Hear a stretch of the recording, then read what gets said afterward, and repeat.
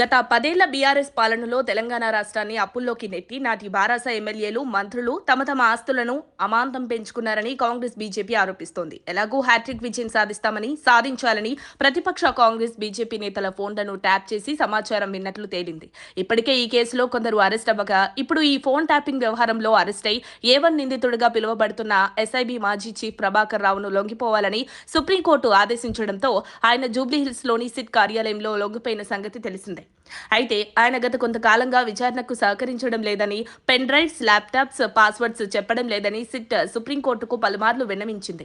ఆయనకు కోర్టు కల్పించిన interim protection రద్దు చేయాలని సిట్ కోరింది. కానీ సర్వోన్నత న్యాయస్థానం మాత్రం ఆయన్ను లొంగిపోవాలని ఆదేశించడంతో ట్యాపింగ్ కేసు క్లైమాక్స్ కు చేరుకుందని, త్వరలోనే ప్రభుత్వానికి నివేదిక చేరుతుందని తెలుస్తోంది.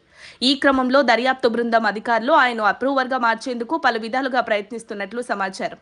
ప్రభాకర్ రావు నోరు విప్పితేనే అసలు కథంతా ముందుకు సాగుతుందని అధికారులు భావిస్తున్నారు. అసలు ఫోన్ ట్యాపింగ్ వ్యవహారంలో కీలక నిందితులు ఎవరు, ట్యాపింగ్ చేయాలని ఆయనకు ఆదేశాలు ఇచ్చింది ఎవరు, అసలు గత ప్రభుత్వంలో ఎవరెవరి ఫోన్లు ట్యాప్ చేయబడ్డాయి, రికార్డ్ చేశాక ఆ సమాచారాన్ని ఎవరికి చేరవేశారు వంటి సమాచారాన్ని సిట్ అధికారులు సేకరించి నివేదిక తయారు చేసి డిసెంబర్ 19న సుప్రీంకోర్టుకు సమర్పించే అవకాశం ఉన్నట్లు తెలుస్తోంది. కేసీఆర్ పాలనలో ప్రభాకర్ రావే ఫోన్ ట్యాపింగ్ వ్యవహారాన్ని స్వయంగా డీల్ చేశారు. ఇప్పటికే ఆయన బృందంలో పనిచేసిన వారంతా అప్రూవర్ గా మారినట్టు సమాచారం. చివరగా ఎస్ఐబీ మాజీ చీఫ్ అప్రూవర్ గా మారితే సిట్ దర్యాప్తు క్లైమాక్స్ కు చేరినట్టు అవుతుంది. ఎందుకంటే కీలక సమాచారం ఆయనకు మాత్రమే తెలుసు. చాలా వరకు డేటాను ఆయన ధ్వంసం చేశారు. హార్డ్ డిస్కుల్లోని సమాచారాన్ని బ్రేక్ చేశారు. ఆయన నోరు విప్పితే గత బీఆర్ఎస్ పెద్దల కేల్కతమని వార్తలు గుప్పమంటున్నాయి. అందులో కేసీఆర్, కేటీఆర్, మాజీ మంత్రుల పేర్లు కూడా ఉన్నట్లు గతంలో ప్రచారం జరిగింది. అదే నిజమా? ఎన్నికలకు ముందు టాప్ లీడర్లే ప్రతిపక్ష నేతల ఫోన్లు ట్యాప్ చేపించారా? వీరితో పాటే సెలబ్రిటీల ఫోన్లు ఎందుకు ట్యాప్ చేశారు అనే కోణంలో విచారిస్తుండగా ఇదే సమయంలో తన భర్త ఫోన్ కూడా ట్యాప్ చేశారని స్వయంగా కేసీఆర్ కూతురే మీడియాకు చెప్పడం విశేషం.